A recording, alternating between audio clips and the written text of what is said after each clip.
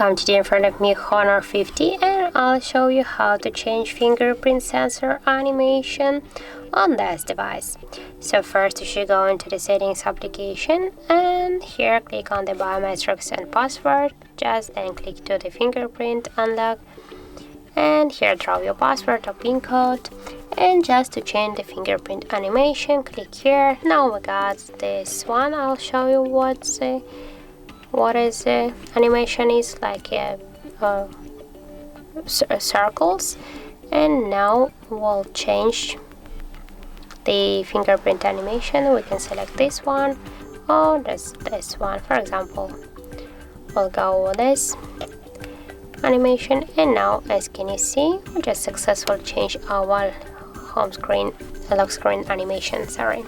So that's it, that's how it looks. Thank you guys for watching, and if you find this video helpful, don't forget to leave a like, comment and to subscribe our channel.